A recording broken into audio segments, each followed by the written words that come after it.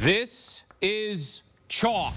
Auburn, Florida, Duke, and Houston, all 4 1 seeds in the Final Four for just the second time in NCAA tournament history. The only other time was in 2008 in San Antonio. This year's Final Four in San Antonio. As you take a look at the schedule, the SEC matchup 6:09 Eastern time next Saturday, followed by Houston and Duke at 8:49 Eastern. Back here, cavalcade of stars, Matt Norlander, Gary Parrish, Tim Doyle, with our first look at the Final Four. Matt, I'll go your way first here. Reaction to all 4 1 seeds making the Final Four, which we said was something that was possible. Yeah, no, listen, this is big picture. This is a huge storyline. This is the kind of thing attached to a Final Four that will get even the most casual sports fans interested. We have had a tournament that has been void of Cinderella, but the best case scenario, if you're not going to have someone sticking around in the second weekend, is to have the best teams possible. We have not just all the 1 seeds, we have the top 4 teams at KenPom. We have not just the top 4 teams at KenPom, we have literally 4 of the 10 best teams in the history of KenPom involved in this Final Four. But there's a few more nuggets here to consider. How about Cooper Flagg, Janai Broome, and Florida's Walter Clayton Jr.? You know who those 3 are? They're the 3 best players in the country this season, okay? And I think it's them, and then you get into a debate about who should be 4 and 5 on our All-America ballots. You got 2 old guys, Bruce Pearl, Kelvin Sampson, against 2 young guys, John Shire and Todd Golden. We are guaranteed to have a coach win a national championship for the first time. I love getting to cover a Final Four when there's that part of it as well. There's a bunch of other stuff. Florida and Auburn met this season. They're going to have a rematch. Duke knocked Houston out of the tournament a year ago. Remember Jamal Shedd's injury, so we got that as well. So we have so many interesting stories and things to talk about with this. Cannot wait to get to Saturday, but I'll tell you what, I'll soak up the buildup as we move toward San Antonio over the next 5 days. It's awesome. I love it. You know, Norlander and I, we do the Eye on College Basketball podcast 3 times a week during the regular season. We tend to talk about the biggest stories in the sport, and the biggest stories in the sport this year have largely been connected to the teams that are going to join us in San Antonio. I like a good Cinderella story as much as anybody else, but typically those end in blowouts. Those get lopsided. It becomes increasingly clear as a game unfolds that one of these teams was supposed to be here and the other one was fortunate just to get into this position. None of that with this Final Four. Everybody in San Antonio is awesome. Everybody in San Antonio is capable of winning the national championship. You don't say that about every Final Four, and I love the last point Norlander made. A week from Monday, we will watch somebody climb a ladder and cut down nets after winning a national championship for the first time in his college coaching career. And it could be an all-time great veteran on one side of it, or it could be a guy who got there way earlier in his career than most people thought was possible. Well, we had the SEC get a record number of teams. They got 2 in the Final Four. I think a lot of people assumed that was right around the number a lot of people chose. I know that was the number I had. Auburn was double-digit favorite over Florida when they were at home, and it was all Florida in that game. They led by as many as 21 points. But is Florida on borrowed time?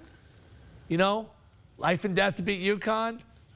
Some would say lucky to beat Texas Tech. Texas Tech makes some free throws. You know, do they feel rejuvenated? Are we overlooking them?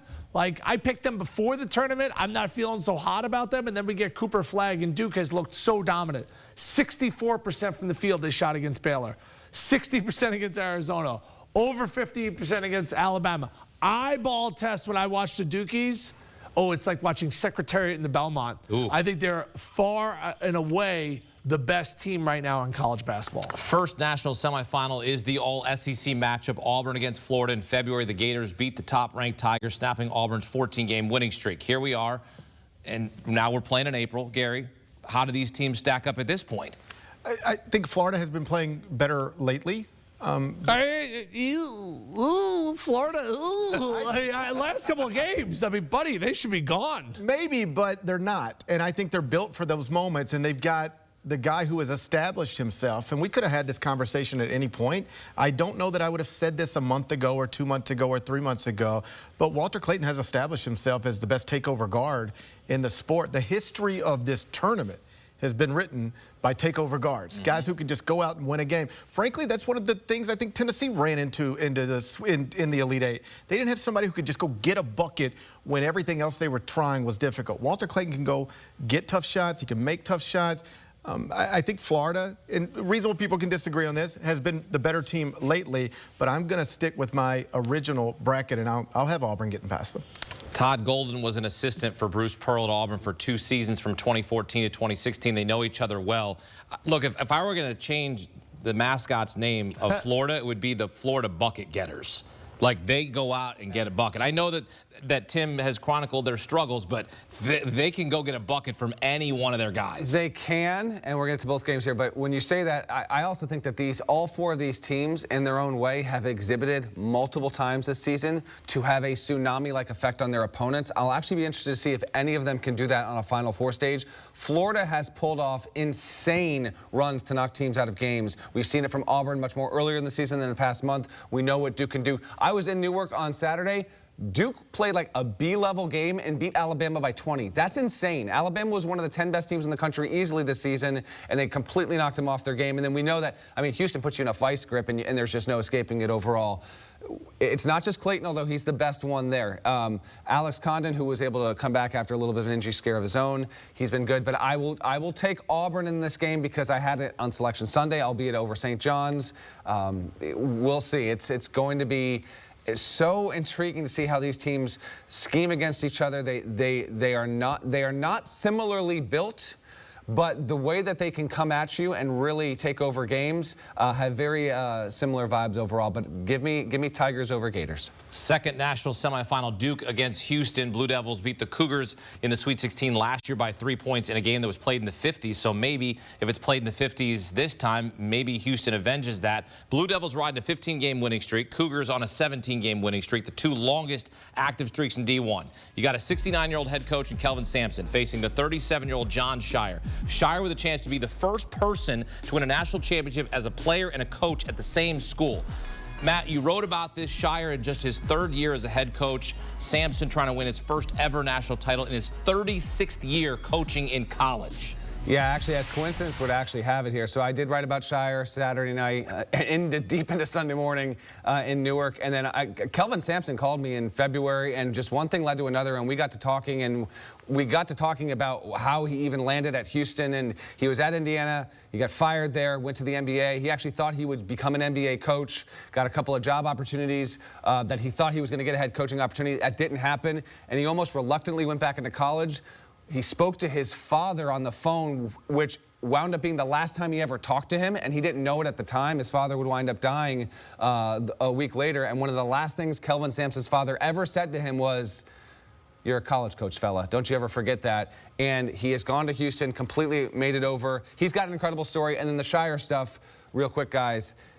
You know, he wanted the DePaul job. He's from Chicago. He thought he was going to get it. And then Shire had never revealed this publicly until we spoke after the game on Saturday night. He interviewed at UNLV and thought he was going to get the UNLV job and really wanted the UNLV job. He got turned down for both of them. What he did not know in that moment was that Mike Krzyzewski privately was getting ready to tell the people that were closest in that Duke program in the next 2 months that he was going to retire and they were going to figure out who the next head coach was. So Shire, in basically a 2-month time span, went from thinking, I'm going to be the coach at DePaul. No, wait, I'll be the coach at UNLV. Getting told no, getting the job at Duke. And how he has made Duke in his own image. Parrish and I will go deep on this all week on the podcast. I get for the cynics out there that say it's Duke, you know, how hard this can be. I'm telling you, you're replacing Mike Krzyzewski, arguably the greatest coach in the history of men's college basketball. There are many people that could have taken this job and not done nearly as well as Shire has done. 89 wins. If he wins one more game on Saturday, he will set the record for most wins in the first 3 seasons to start a career. I won't belabor the point. Please go read the story at CBSSports.com. John Cooper Flagg spoke one-on-one with me. Con Knipple, they had amazing things to say. And dare I say it, JP, Tim, has John Shire actually made Duke likable? He's made them less hateable, and I gather that from just crowdsourcing social media. I've been saying this for a long time to the anti-Duke crowd out there. Like, if you ever got to know John Shire, like if you were lucky enough to just sit down and have a conversation with him, you would find him likable. He's incredibly sharp, intelligent, and Norlander's right. He has shaped this program in his own vision. He's not just running it the way Kay ran it. He's doing things differently. And it seems incredibly competent to run a brand of this size and this magnitude at a relatively young age. And I know some people might look at him and say, oh, how hard is it? You took over the Duke program. Yeah. Congratulations. Well, let me ask you, how hard is it to take over the Villanova program from Jay Wright? Well, the guy who did that's already got fired. Yeah. How hard is it to take over the North Carolina program from Roy Williams? Well, the guy who did that just barely snuck into the NCAA tournament and might enter next season on the hot seat. Yes, he got a great opportunity as his first head coaching career, but that doesn't mean he hasn't been great at it. And now, just you look at one team in this matchup, 17-game winning streak. The other one, 15-game winning streak. And with all due respect to all the conferences, these teams aren't coming out of Conference USA or the West Coast Conference. These are coming out of power conferences. I wonder, we'll get this at some point, have we ever had a Final Four matchup? Two teams coming in, combined 32 straight victories? Like, this is not normal. We're watching two of the best teams in the country, two of the best teams in recent memory play each other in a national semifinal, and I was not surprised to see that they announced tip times even before. We knew the deal. Once we had Duke, Cooper Flag, Houston, that was going to be the nightcap, no question about it. Something you're going to hear, Kelvin Sampson had 73 wins as a head coach at Montana Tech before John Shire was born. John Shire can still shoot the basketball. I mean, he just hits buckets. Now, the problem is, Tim, can Duke get enough buckets to beat Houston? Because Houston is allowing 56.5 points per game this tournament, fewest by any team. Can they hold Duke in check, who has been really difficult to do so this far? They have a lot going for them. They're going to have a big-time crowd there. They're going to be playing in a football arena, so tougher to shoot. You know, Duke has matched up against, let's just call it what it is, not great defensive teams. Alabama, Arizona, Baylor over the last 3 games. So they haven't seen a team like Houston before. They are going to make this a low-scoring game. I can't envision this being in the 80s, but, you know, when you see Duke, they got pros. When I look at Houston's roster, they have a really nice college team. To me, it's pretty stark difference, and it's not just Cooper Flag. When Proctor's getting going from 3, when Malawach is blocking shots, when Knipple is playing in the pick and roll. They have so many different guys, and a guy like James embraces his role. Yeah. Probably on 98% of college basketball teams in the country, he's getting 18 points a game. He's like, cool, I'll average 8 and guard the other team's best player. This team, in my eyes, is so much better. Like, if I had to rank the top 4 teams right now in the Final Four, it's Duke. 2 through 4 is like a toss-up. Okay. I think they're that much better than everybody. To Tim's point, just to circle back to John Shire, you speak of Sion James, and he could score double digits at most places in the country, lead a lot of teams in scoring. They recruited him with this understanding. They talked to him about all of this. If you think you're going to come here and be our leading scorer, that's not right. You don't need to do that. Let's make sure you understand. You're going to come to Duke. You're going to put on this uniform. Yeah, we got NIL for you. Mostly you're going to be there to support the freshmen. We need roster balance. We need people like you. But we don't need people like you to take all the shots and score all the points. We need people like you to be a role player, an awesome role player on a national championship team. He's embraced that, accepted it, and this is the result. Well, and he said in their win over Alabama, he said, yeah, we have Duke across our chest, but you got to go out and do the work. You got to go and grind when the games are being played. All of our picks made it to the Final Four. Houston for me and Matt. Tim picked Florida. Gary went with Auburn on Selection Sunday. Does anybody want to change their predictions right now at this point? We have one hand up. No. Tim. Yeah, I think that eyeball test, Duke is by far the best team in the Final Four. Okay. So I picked Florida beforehand, and I've watched every single game. They're lucky to be in this situation. And I repeat, lucky. They had a 2% probability of beating Texas Tech. If Darion Williams makes some free throws, J.C. Toppin makes some free throws, that game is over. What concerns me about Florida in their matchup against Auburn, they couldn't stop Darion Williams. They couldn't stop J.T. Toppin. Now, if Broom's elbow is not right, who's going to stop him? So I think they're going to have their hands full at Auburn. And I just think Duke has by far the best players. They have 3 top 10 picks. They have 5 guys that I believe are going to be contributors on an NBA roster. You can't say that about any other team in the Final Four. I have Auburn in my original bracket. I will stick with the Tigers just because what's the point in switching up now? But if your paycheck was on the line, Gary, and they said no pay for the next 6 months unless you picked a winner, who are you picking? I would pick Duke. History tells us that the NBA player thinks seeding typically matters. Last year, UConn had four NBA players in their starting lineup. They got picked in the 2024 NBA draft. If Duke is holding the trophy at the end of this, the main reason will be because they've got 3 NBA players and the other teams can't match that.